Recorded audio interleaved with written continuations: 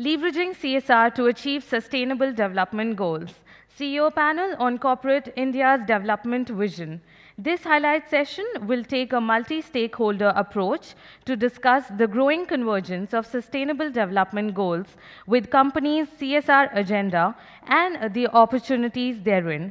I would like to invite upon Mr. Shrikant Sinha, CEO, Nasscom Foundation, who will be the facilitator of this session, please. Shrikant.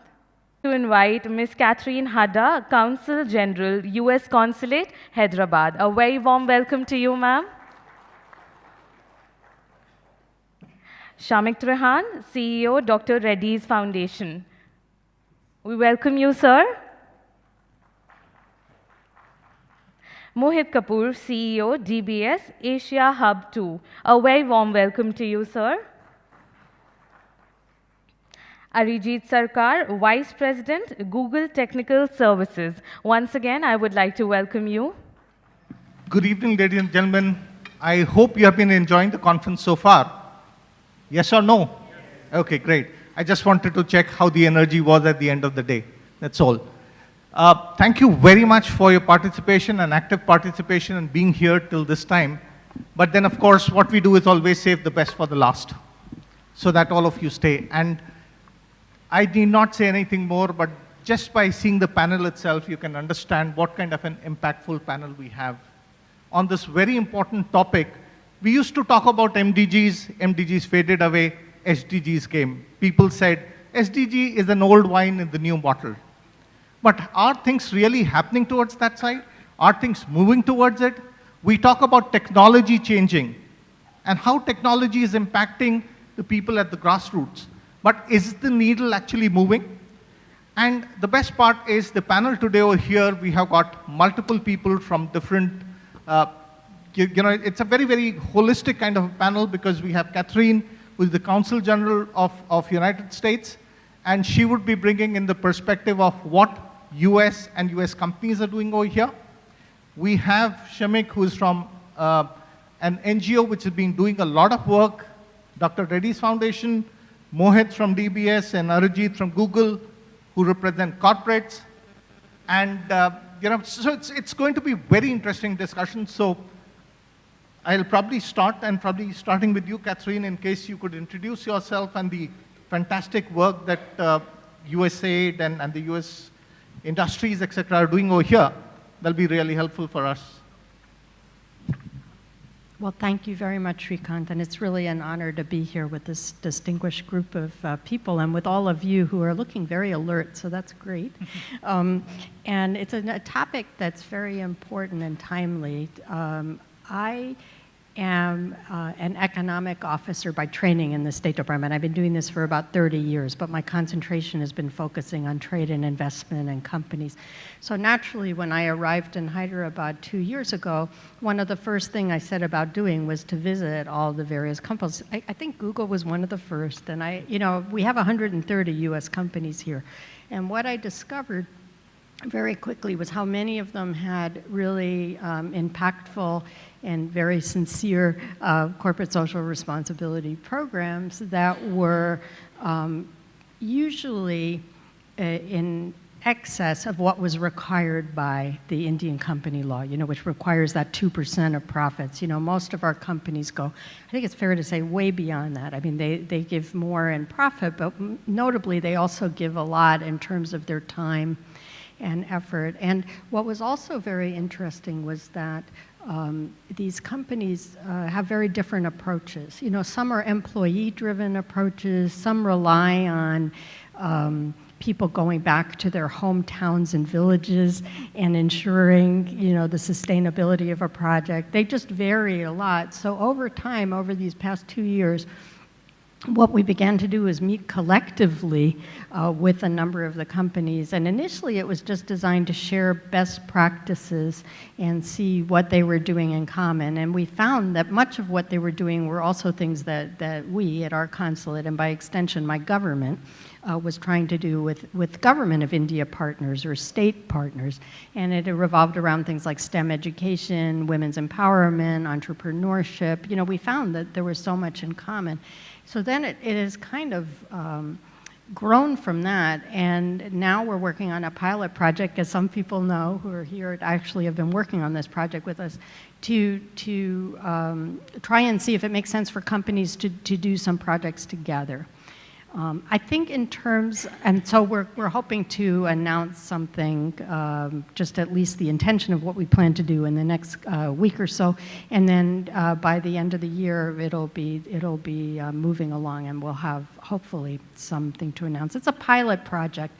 We consider it entrepreneurial because part of the idea is also to see, since everyone is kind of in their own lane of how they handle these things, does it make sense to exchange ideas and maybe look at things in a new way? This is the startup capital of India, so in a way it's a startup way of looking at CSR. I think more to the point, though, about the SDGs, I think if you were to trace what our companies are doing here, they are in line with SDGs. But one of the reasons for that is not an abstract reason. I mean, just as an outside observer, I'd say that one of the reasons we're also very proud of what our companies are doing is that it's very sustainable. You know, you could technically, you know, we were just joking about plant a forest full of trees and walk away, not even water them, and call it, you know, a day in terms of your obligations under Indian law. But what we find is companies aren't doing that. I mean, American companies aren't. You know, certainly, you know, many Indian companies are also not doing that. So, you know, it's kind of, they're doing stuff reflective of those goals, but because it's also important for what, you know, India's doing. Just in closing, I just want to make two more points, that the United States government in general also takes, you know, CSR very seriously. And in fact, every year for almost 20 years, the Secretary of State has annually awarded certain, you know, U.S. companies for, it's called a corporate social excellence, I think. And what they do is award companies for having good labor practices, you know, CSR project stuff. And it's an annual thing, and it's a really big deal, actually. And then vis-a-vis what we're doing elsewhere in the mission, last week, our deputy ambassador, our deputy chief of mission was here, and she and I, you know those water ATMs that you see around town? We visited one that is, there's an NGO who's the implementing partner called Safe Water Network, and that's a Honeywell project together with USAID. So USAID sort of had the seed capital to help the NGO get the technology, and then the Honeywell is really sponsoring the actual ATMs. And what's exciting about this project is it's extremely sustainable because it's providing cheap drinking water to families. You put in 5 rupees and you can get, you know, a huge bottle of safe drinking water. But it's also employing people to run and maintain the kiosks, and it's making a profit, actually. So those kind of projects are really exciting, and we're happy to be a part of that. Interesting. Thanks. And excellent, you know, and probably moving to you now, Arijit, because US and a US company, so let's hear from you. You know, what kind of interesting work that you have been doing over here in India? Sure. Maybe I'll just connect the global and the local piece together. So globally, since Sundar came on board as the CEO, we have a very simple objective. Over the next 5 years, give $1 billion in grant and 1 million hours of volunteering as a company, which is, I think, very bold and very, very, you know, out there in terms of clarity. The way we run this is in 2 ways, as Katherine was mentioning. One is more global-driven as company-driven initiatives, and the other is employee-driven initiatives, which Google supports with matching benefits. So let's start with the employee-driven ones. We have two programs. One is called SERVE, which is connecting back to the volunteering hours. So for each of the NGOs that we serve, Google matches the SERVE hours with an equivalent money. And similarly for Google Give, we donate during the giving week, and Google matches with the money. So that's on the employee-initiated one. But on the corporate level, globally, we are looking at 3 areas. One is education. And for that, a lot of focus is on markets like India. And I would say over the last 1 year, we have spent almost like $50 million to NGOs like Pratham, for example. So we're looking at technologically enabled education and education startups that can help solve the literacy problem. Second area is around economic opportunity, and if you know, given the rate at which automation and technology evolution is happening, Google is also bears a lot of brunt in terms of, hey, would there be a job loss and all that. So one of the things that we felt we owe back to the society is reskilling and upskilling the team, because there would be certain set of jobs that might become redundant, but are we engaging in terms of reskilling this? And this is a huge program in the US and some of the other advanced, kind of developed economies. The third one is around inclusion, and it's basically using AI, using technology to make the society more inclusive, bring equal justice. It can range for, say, for example, environment inclusion and enabling nature conservation to disability and other areas, and how do you make them more inclusive. So that's on google.org. Other areas that we focus on is we run a program for Google for nonprofits, wherein we give ads credit, Google Cloud credits, YouTube credits for all the NGOs. And it's a free program, so NGOs can ask and sign up for that. The other one I would say is the crisis response. So things like, for example, we now have sophisticated understanding of predicting any of the disease outbreak. We are working with Government of India on a flood prediction program, which we just launched with the Ministry of Water Resources. India Literacy Program, which is an earth outreach program with which we kind of trying to achieve 100% literacy. So programs like that. Bottom line, I think for sustainable development goals, our approach has been that let it be technologically enabled so that it is sustainable. And then we look at the corresponding NGOs in terms of their scalability and their investment in terms of making that happen. So, yeah. Thanks, Arijit. Moving to you, Mohit, probably if you could also introduce and talk about what social development programs, etc., your organization runs. Surely, thank you. So DBS stands for Development Bank of Singapore. We're headquartered in Singapore and are focused on 6 countries, Singapore, Hong Kong, Indonesia, Taiwan, China, and India. I run the Technology Innovation Center here. We've been in Hyderabad 3 years. We've tried to align the local, quite similar to how Arijit is talking about it, try to align the local program with the corporate priorities. 3 things at the corporate level. One is around social enterprise.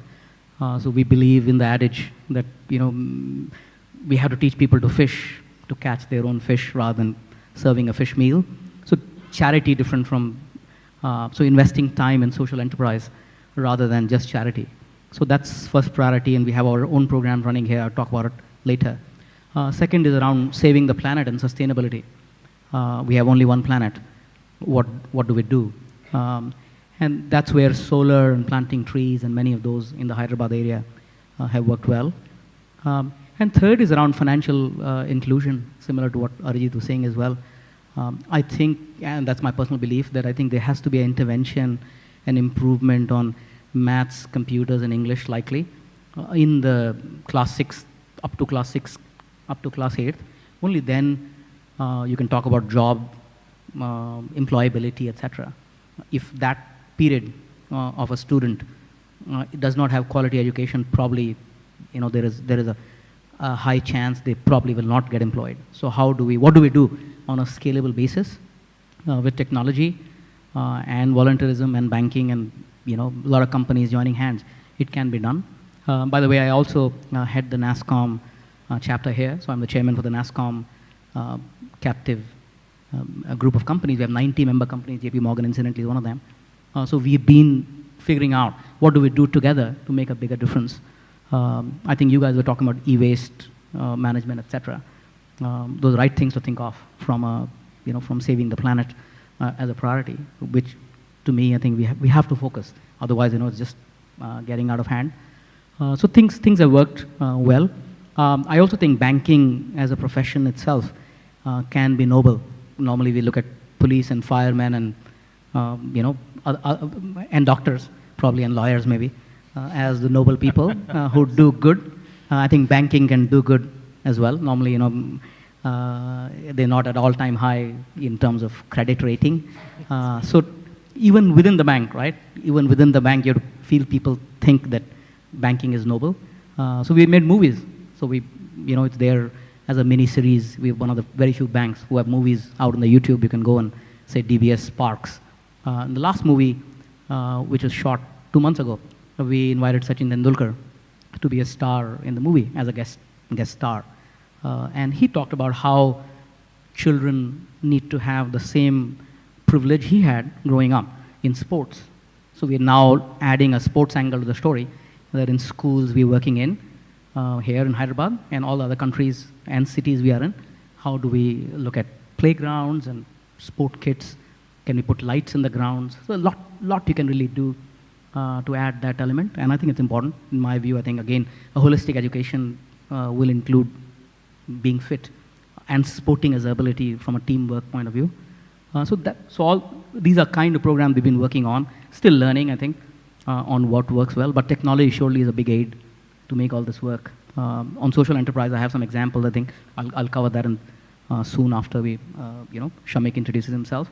There are companies we have worked directly to make them viable and make a big impact in the society. So I'll talk about that. But thanks for. Thanks. So I think Katherine, Arijit, you also spoke about collaborative CSR and multiple companies coming together. I think now it's time to get a NGO's view also as to what exactly is happening. Has the needle moved towards SDGs and corporates? So over to you, Shamik. Thank you. Thanks, Shrikant, and it's an honor to be part of this group. So in terms of the social sector, we are part of the social sector working with companies and the government and trying to move the needle. I think there has been tremendous progress, and I'll probably talk later about what Dr. Reddy's foundation does. But if you look at the data that's coming through, I think there has been tremendous progress in terms of poverty reduction in the country. And I think we are still kind of acknowledging the data, especially for India. So India no longer houses or has maximum number of poor people, even in absolute terms anymore. Nigeria has more poor people. And in the last 1.5 decades, 300 million people have been pulled out of poverty. But then if you ask the question, what is that poverty level, and then the number we are talking about $1.9, which basically translates into 44 rupees in a purchasing power parity. And for a family of 5, it's around 7,000 rupees a month. So you can imagine that's not a lot of money to live a life for basic things that you want, right? So while extreme poverty is kind of going down, and it's projected by around 2021, India will have less than 2% of people living in extreme poverty. I think we are facing, as a nation, a challenge of low middle income country. And already there is a debate globally that we should have a new poverty line of $3.2, which is at least, if we translate, it will be around 11,000 rupees for a family of 5. And if you pull it a little bit ahead, if you take it around $3.5, you'll find 60% of Indians live below that amount. And I think that's where the huge challenge is. And just to kind of what Mohit was saying, if you look at the schooling, the elementary education system, we have been able to have 95% enrollment. So everybody who probably can be in school, except for very exceptional circumstances, is in school. But when you look at the learning outcomes, class 5th students are not able to do class 2 read text, and 3/4 of them can't do class 2 division. So if you look at, as a country, when it comes to some basic availability of services, basic infrastructure, we have really progressed. And also, the markets have worked with the government intervention to pull people out of poverty. But I think there's a huge challenge there from an aspirational India, which probably doesn't want to kind of, again, be where their parents were. And I think that's the challenge where companies, government, and anybody part of social sector, whether it's NGOs, need to focus on. So giving this context, I think the relevance, especially of the social sector, is in big question. And especially also the government to a certain extent, because ultimately the mandate to improve on human progress, apart from the private sector, is also rest on the government. And that's where I think we need to ask some tough questions going forward. That all this kind of resources that has been unlocked through the CSR of private companies, through bilateral agencies like USAID and others, how are they translating into outcomes? Are we getting the outcomes? Or we need to be far more innovative in getting outcomes? How can we bend the curve? And I think what everyone talked on the panel, more innovation, more technology needs to come into the play, because we need to kind of bend the curve. Otherwise, we'll have a situation where we are not able to match up to the kind of demand. So I think in India, it's not about a demand situation. The education sector shows what is the kind of appetite people have for better kind of services, or even the telecom sector has shown what kind of appetite. But how do we convert into outcomes? I think that's the challenge. SDGs are just starting off, and it's like a 15-year long journey. So we have a lot of time, but we need to shift the needle from outputs, number of school built, number of villages declared ODF free, to what are the outcomes? Are the sanitation outcomes coming? And quickly, I want to end on 2 points. Even smaller countries like Bangladesh do better than India when it comes to health outcomes. And or for education, the recent goalkeeper report, if you look at, which is kind of being announced today, even Vietnam does far better in the PISA rankings for education. And actually, their children have done better than UK and US children also. So if it's not about resources, and Vietnam spends less per capita resources than any of the other developed countries, so how do you get outcomes?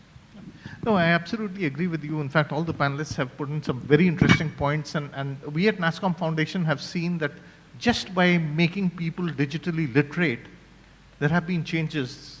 A typical example would be a Bhelpuri seller, a slum dweller, 4th class dropout, creates a WhatsApp group after doing her digital literacy program and wants to become the street food aggregator in Pune.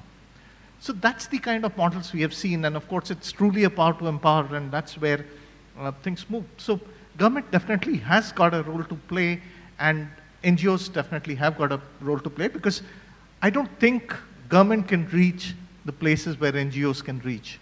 The kind of reach NGOs had, the kind of work that they are doing on the ground is unparalleled, and that's where probably a PPP model is the best suited. Moving back to you, Katherine, and this time I'd like to understand from you, what could be some of the best practices? You have traveled all across the globe, been in Rome and other places also. What could be some of the best practices that India could adopt to ensure that we are able to move towards social development goals much faster? That's a really big question, and I don't know. Let me just say, you know, if there's a bigger question of the role of governments generally and what to do, I think the clearer governments are about their goals, you know, the more everyone will be clear on what they really want to see, you know, happen. So I think when people listen to the needs of communities, that leads to success. I mean, I don't think that's any big secret at all. When people learn from each other about, I think it's very exciting to see what companies here are doing in India, working together, and the NGO partners as well, because I think we really can learn from each other. I mean, one thing, just to give a small example here, you know, NGOs are funds. I mean, I would agree, but I'm going to say something a little provocative now. Like everyone else, NGOs can get in their lane and be very comfortable in their lane, and then not, you know, want to leave that lane. So one thing I've felt is that sometimes women here, you know, when the topic is women's empowerment, some NGOs might be channeling women into certain women-like things, like making, I always joke about jam making, pickle making, you know, jute bag making. It's not that these things aren't valuable, but maybe we can be a little more aspirational about at least the next generation. And maybe these women don't even know what to ask for. So I think we have to, you know, that's where the experimentation, and so if the government sets the goal, you know, and then as a member of government, as we were discussing before we arrived here, I believe convening, you know, setting goals, convening, articulating, highlighting. You know, I love to highlight what our companies are doing. I'd be happy to highlight what Nasscom is doing if you tell me. I think it's an important role for us, but basically the practitioners have to take the lead on this, because, you know, Right. Would you like to highlight any project that USAID is doing? It's the water ATM project we just developed. And also, by the way, our Center for Disease Control also does some things with some companies also. That's going to channel, some funding in certain areas, HIV/AIDS, tuberculosis. I mean, I have the whole list here. And so, I think the idea would be that they would provide, expertise and the companies would provide, funding. But it has to be a partnership. And I think the partnership we saw here, where the initial technology, was seed funded by USAID, that the NGO leveraged that funding, that Honeywell, funded the specific, they'll do 50 ATMs here. That's the kind of partnership that's really exciting and a good model, I think. Absolutely. Leveraging every single penny and making it for value. Absolutely. Moving to you, Arijit, you made some very interesting points where you spoke about, your literacy program. Today, if we look at it and we talk about India, the number of literates are, especially in the older generation, there are very few literates. And also, it was very interesting to note about your flood forecasting and your disease program. So, help us understand more about that and how is this being actually done by Google? Yeah, so early days, but it's the power of the data. So if you see a classic, let me start with the flood forecasting program. So if you see the classic models of flood forecasting, it's based on physics, right? And that, beyond a point, has got its own limitations. What we are trying to do is combination of physics, AI, ML, and the mapping data and the elevation data. And combining that, some of the models that we have developed, we found it to be more accurate. Obviously, some of that needs to be applied and the machine needs to learn over a period of time. But what we see as potentially is this sub-region of Bangladesh, India, Burma, and all of that are liable to perhaps the most floods that ever occur, in the world. So it's our investment in terms of putting the technology, Google for Good, putting the technology in place and see if we can make a difference in terms of prediction. The second one that I talked about was literacy, and one of the ways in which Google sees literacy to improve, and we are having this discussion, is even if you're illiterate, you can speak and you can listen. So how can the mobile phone become your biggest friend to become literate? And there are two things that I want to talk about. So one is, first of all, internet literacy needs to go up.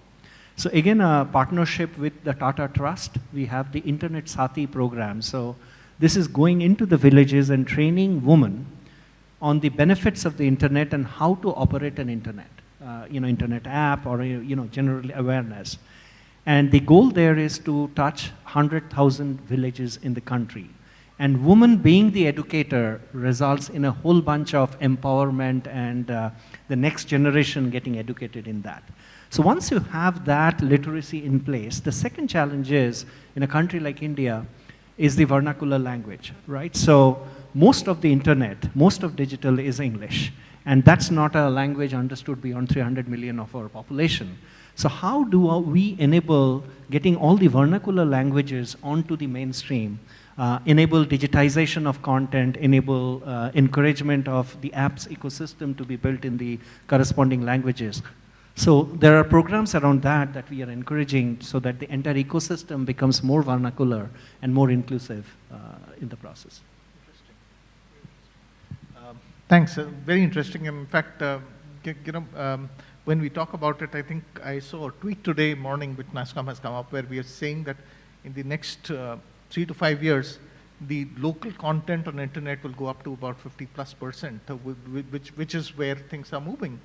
And today, I think you're absolutely right. The kind of power that this mobile has is of course, the Jam Trinity, etc. We have always been talking about it. I think a lot can be done over there. And for me, of course, the flood forecasting was very interesting, being a meteorologist's son. So I have seen, how the supercomputer used to churn out things. And today, using this kind of a model, which could even be there, not only predict floods, but also look at, because today if you look at Assam and now Kerala, Korg, etc., everything, if floods can be predicted, we could look at livelihoods, etc., also associated along with it, ensure that the fishermen whose livelihoods will be interrupted by these floods, what alternative they could do during that time, and so on and so forth. Mohit, moving on to you, I think two of the things that you mentioned as part of your thing was about solar. Today, if you look at it, of course, lots of models have come up, but we wanted to understand how is DBS supporting that, and also if you could throw some light on your social enterprise thing that you mentioned. So let me start with the second topic first. Sure. So this year we are celebrating 50 years of DBS as an entity, as a bank, and hence in 1 year we're trying to do 50 social entrepreneurship projects, wow, of which 10 of them are being done in India. I'm mentoring one myself, and I'll talk about 3 or 4 of them which I think have made a difference. So these are for-profit companies, but with a social idea, and there's visionary leaders who are already running the company, and they want help in many ways. So one is a company called Zaya in Maharashtra, where the idea is to take tablets running on Android to the school and running world-class content in maths and English in a repeatable way. And our target is to help Zaya in all the ways to go to 10 million kids by end of this year. So it's been on for the last 1 year. So it's already in a successful stage. And then how to scale it across different states in India. So Zaya is one. Another, which again I was personally involved in, is a company called Green Souls. It's about refurbishing shoes. So it collects worn out shoes. Shoes normally have soles which are worn out. So it refurbishes the shoe top or the bottom and sells it in a seconds store, and also gives it charity. So you collect shoes from the people who are privileged to have shoes and who throw shoes because they have become old, and then you refurbish them and then put them back into, so we worked on that. That company has worked well. So I'm currently collecting shoes here in my center with my 2,000 employees. But we've been doing it at all India basis. Another company is called Pulray, which is talking about roofing using plastic, recycled plastic, to keep the house cool and also to make it waterproof. So we've done 500 houses in Ahmedabad, and we want to get to 10,000 houses in Gujarat in this year. So it's catching on. The one I mentored is a company called Easy Doc. Dr. Anirudh is the CEO of the company, who came to me a year ago, where the idea is that in Andhra Pradesh, Karnataka, and some part of Telangana, in rural areas, the primary healthcare center is far away, and there is no access to medical facilities. So using the power of the smartphone, can the company hire primary health workers who go to the patient and through the phone do a video chat with the RMP, who could be a retired doctor who doesn't go to clinic anymore because he's become old and immobile probably, but is living in Mysore or Bangalore, anywhere, right? How do we connect them over a video chat? And so it would look like a great idea. Our strength is technology, because that's what we do every day. So we worked with that company for the last 6 months, 70 of my team members, on building an app for them, which has chat, patient notes, prescription, video, facility, encryption, a fully working app for the Android and iOS. The app is out on the Play Store and the App Store, and they're working well. And also getting them host their app for lower cost on the cloud, which also they didn't know how to do. And also to make them meet startups where through the phone you could do some primary diagnostics. So it's worked very well. So those are kind of ideas we're trying to repeat and scale, which can help, using technology like we were saying already, and help social enterprise be successful and profitable too, at low cost. And if we can add those areas. So that's on social enterprises. On the solar energy, I think the realization came when we, on teaching and education and literacy, we go to a lot of schools for volunteerism to teach, and then we realized that they had computer labs and computers donated by the Nasscom member companies, but they didn't have power.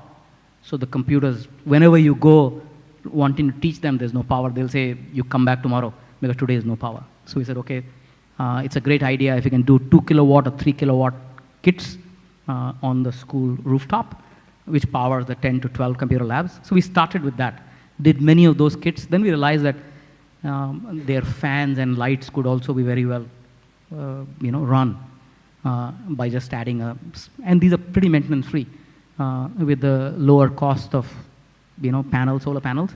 They're pretty maintenance free for the next 5 to 10 years. I don't think the schools have to do anything other than just keeping it on the rooftop.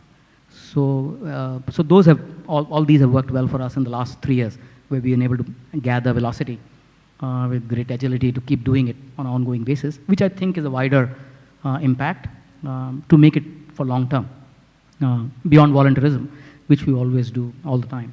So those are kind of my thoughts on 2 topics worked well for us. Interesting, very interesting. In fact, the innovation part of it and mentoring, of course, I think we work very closely with Atal Innovation Mission also, where they are looking at a lot of mentors coming in and mentoring, school students, etc. And we've also set up 5 incubators where we are looking at creating 600 neoteric, entrepreneurs coming out, which will be mentored by Nasscom Foundation. There is a curriculum that they will run through, and that's how the whole thing is moving up. It's very interesting. We have been running social innovation for the last 10 years. And all the ideas that come up are frugal, affordable, accessible.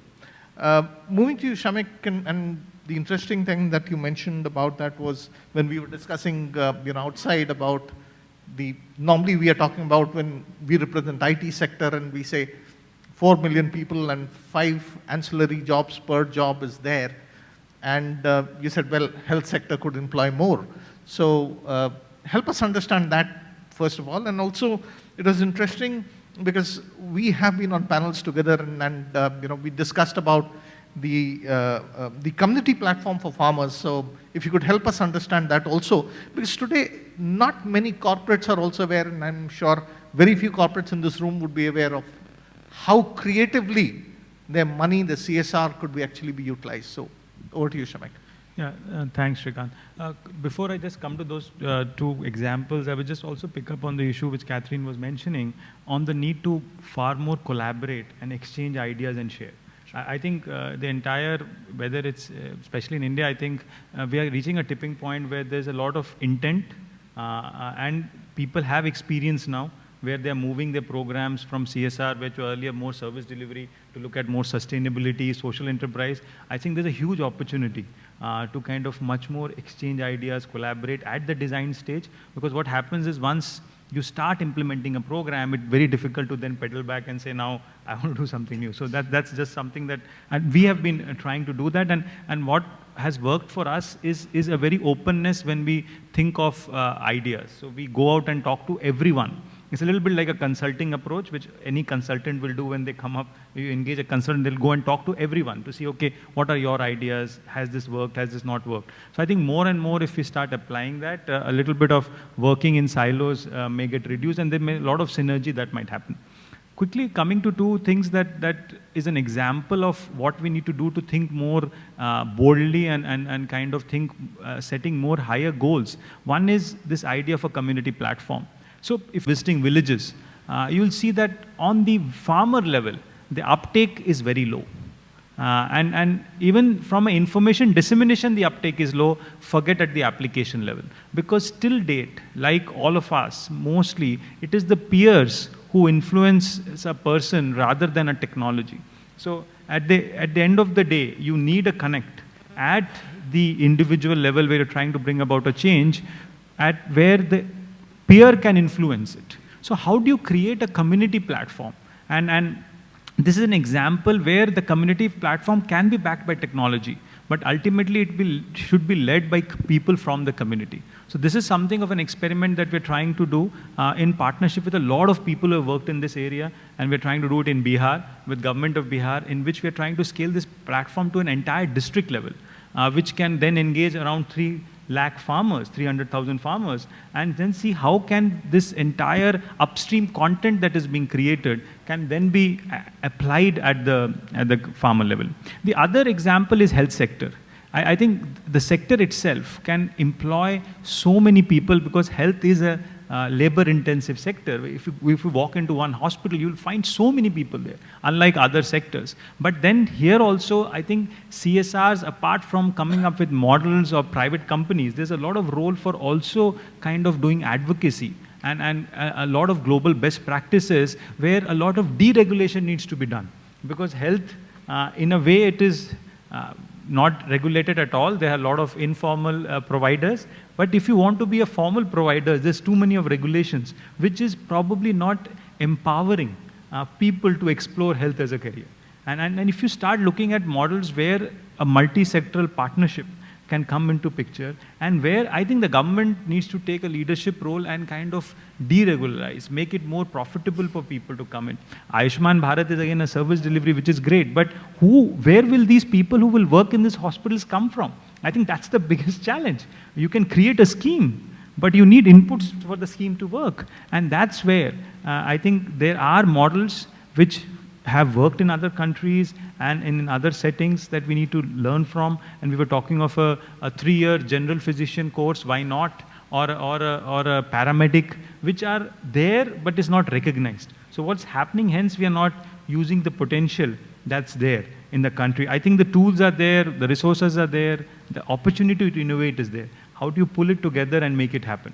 And that's where we need to kind of get as many people who are thinking about this problem and try to come up and kind of move forward. Interesting, because a couple of days ago, I think more than 2 months ago, I was seeing this statement by the UP Chief Minister. They are looking at 1,000 hospitals in the state of UP itself. And my first question was, how do you find manpower to man those hospitals? And that's, I think, is a real challenge. So probably what we do now is throw the floor open for questions. And Smriti, how much time do we have? Can we take 3 or 4 questions? 4 questions? Great. So we have 1, 2, 3, and 4. Okay. Mike, please.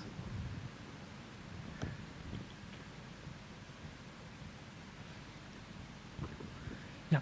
One quick suggestion, like when you say SDGs, we are talking a topic of the day is like for the last session is SDGs. Like most of the people doesn't understand sustainable development goals as a common individuals, even in corporates, even in as like we go to any IT employee. So let's make it as simple, like let's make it as self-development goals so that everybody is part of that inclusion, and then it can be larger in society as well. Second, that was my first suggestion to just to give a SDGs as we already passed 3 years as of yesterday, right? 2015 September 25th we started this into action. 3 years passed away. It's not, no more time is left. It's only 13 years. It's not a long journey. It's a short journey itself. Second thing is like CSR. When you say most of the corporates, even in India, they talk about sustainability, but at the same time, they're making huge impact on lives in terms of making their lives much more miserable. When I say it's tobacco companies, they come into livelihoods, they come into sustainability, but at the same time, they do larger damage to the society in the form of business. So how do you say, like, what is your take on that in terms of curbing that kind of social, corporate social responsibility in the form of doing both ways? Doing both ways in terms of their interest of business as well as, again, doing harm to the society as a whole. Sure, sure. The lady over there, please. So my question is to the US Consulate General. 2 parts. One is that, see, you are appreciating it is really nice for the Indian CSR what we are doing. So what is something very, something which is missing? Because you can put it across with what you have seen in the US, and in comparison, anything which can really make us to grow faster. Yeah, any one missing part. The other question is that if the US Consulate General, see, you are already started with the pilot, some, initiations are already there. So anything in plan from your end for the CSR, or whatever you are doing, and anything big which can come into your mind that this is what can be done from your end. And if it is, why not something, the US Consulate team can take it up, bridging up some platforms should be there where you can bring close together the NGOs and the corporates. Can that be taken up as a task over there? Sure. You want to give a role to the US Consulate, is it? Okay. Any the more lady questions? over there. Okay. one and that Two lady more there. questions we'll take. Yes. My question to Katherine, I'll start with Shamik's statement. With revised per capita income, 60% of India would be BPL again, though recently we are claiming about 260 million brought above poverty line. So that was the Shamik statement. Let me throw some numbers. India with 1300 million population, 3 trillion economy, growing at 7% per year. US, 300 million population, 20 trillion economy, growing at maybe 1%. Now, maybe less. Sorry, yeah. Maybe more. Yeah, I think a little more. A little more. Yeah. Yes. A lot more. My question is simple, maybe a bit sensitive. How fair it is Trump comparing Indian growth with US growth and cribbing about? All right. Thanks. The lady over there. Yes. Yeah.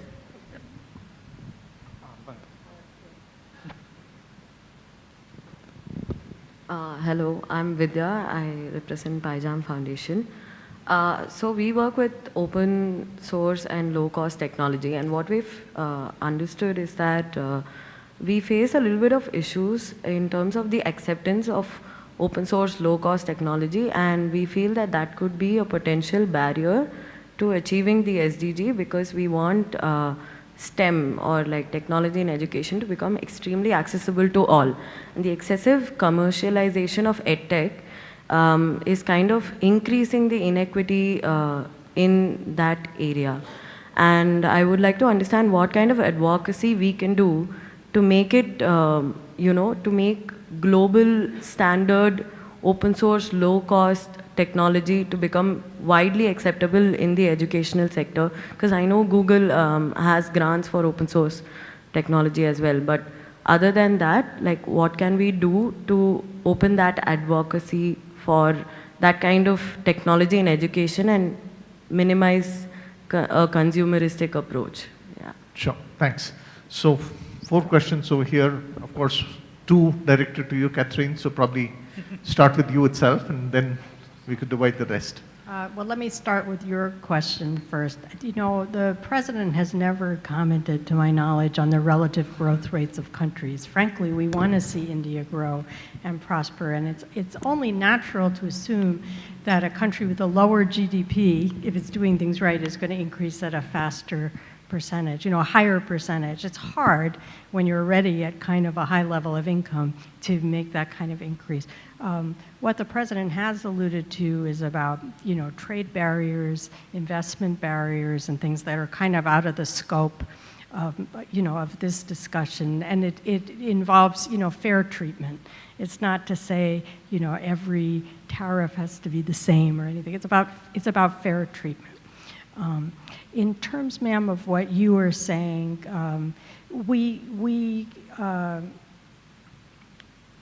we're on the surface, we look very large. We're 150 people at my consulate, but a lot of us are involved in things that aren't related to this topic. What we really feel our responsibility is to, highlight what's happening and to convene people.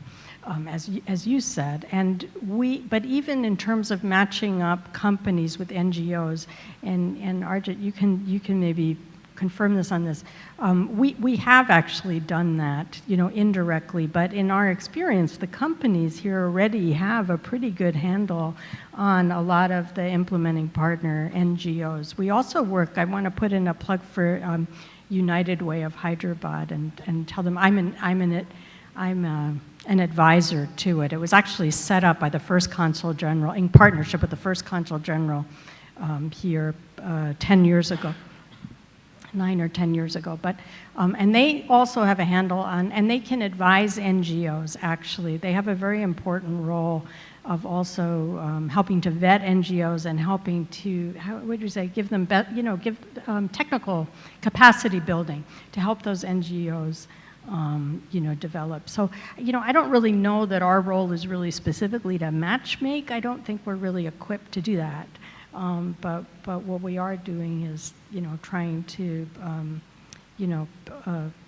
convene, encourage, highlight. Thanks. Yeah, maybe I'll take the technology question. So in an ideal world, we definitely would like to go there.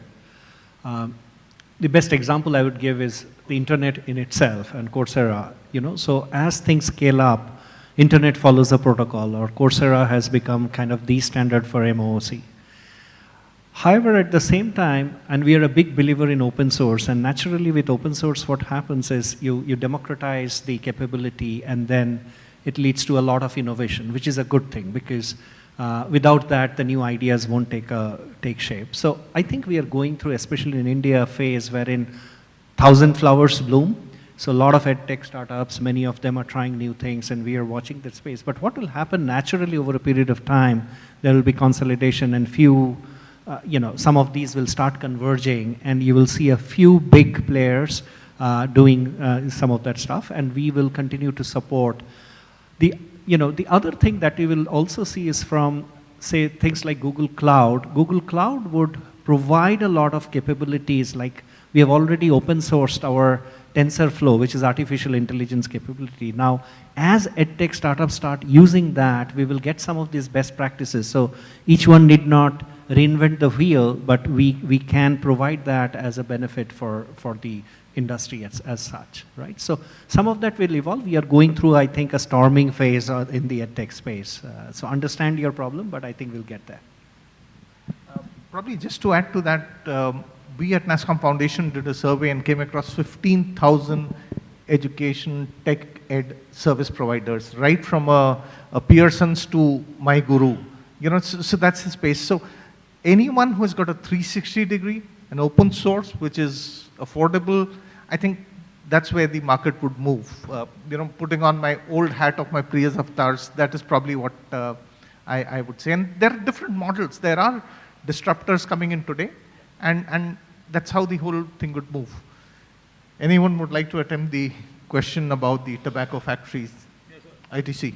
We don't run tobacco factories, but let me just say, as part of this, I think we have to, and this is again, this is a little bit of a theoretical construct, but I think we have to see the world that a lot of good is happening and bad. So either we see the good or the bad, but we don't see it together. So I think even to the point of data, it's not 60%. I said if you raise it, it will be 60%, but because everything gets reported, if you use the LMI indicator of $3.2, it should be around 40 to 45%.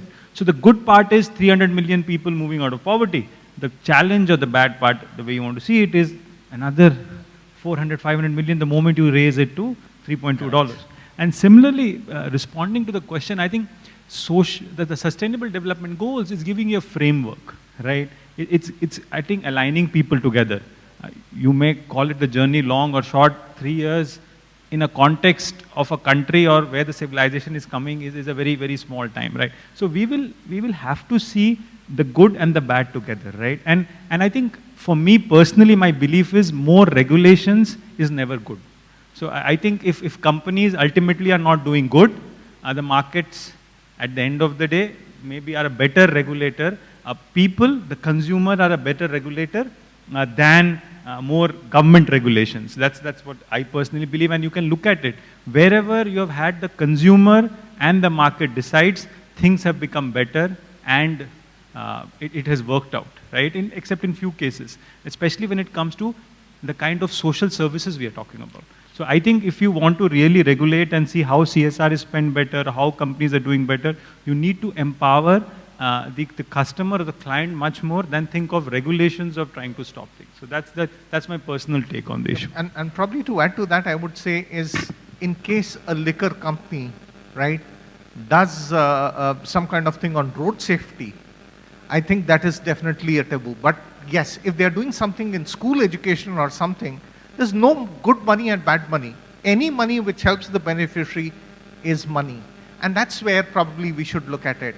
And that's where the whole thing. So ensure that the money is being spent for the right reasons. My friend, a knife in the hands of a surgeon can save life. And I don't need to talk about the other, right? I think that was a very interesting panel. Do we have time for any more questions? No. Okay. So any last comments from anyone? touching on that a little bit, I don't know where you started your day, but there are some companies who, in the United States, the CSR work for companies preceded the development goals, right? So why would companies want to do that? They want to do that because, frankly, it also makes business sense to have healthy, stable communities, around you, to build the capacity of people who may end up working for you. There's actually a good business reason for doing this, not just because you're being ordered to do it or it's a nice thing to do. So that's kind of the origin of where the CSR work started. Shamik? No. Anything, Arijit? Well, probably I would just like to end by saying thank you very much to all my panelists and an appeal to all the people over here, the corporate especially. Apart from giving your CSR funds, please give your knowledge in terms of your processes, your procedures, etc., also to the NGOs so that they can benefit from it. Second thing is to all corporates and everyone, the Giving Week is coming 2nd October onwards. My Kartavya Nasscom Foundation volunteering program, definitely supporting that. And I would urge all of you, and this is not giving money, it's Shramdan. We ourselves, when we were born, we have something, we have got 5 different kinds of rin, as we call it. One is the Samajik rin, or the societal, thing that we have. And this is probably one way of giving back to the society.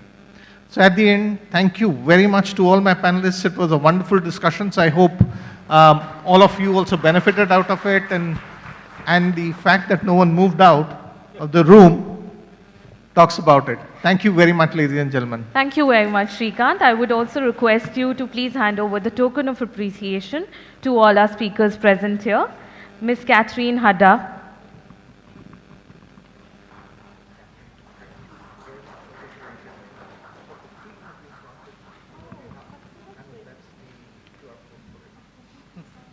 Shamik Trehan.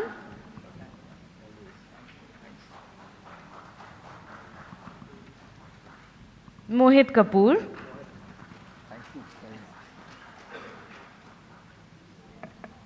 Arijit Sarkar. I would also like to quickly invite Santosh, who would hand over the token of appreciation to Shrikant. I'm getting it too, at least. Lucky. No, the thing is, it's a drinking content, so I'm happy. Otherwise, I would not have been. A huge round of applause for all our panelists right here. Also, I would like to invite upon Ms. Rajlakshmi Rajgopal, Assistant Director and Regional Lead for Telangana and Andhra Pradesh, Nasscom Foundation, to give the vote of thanks.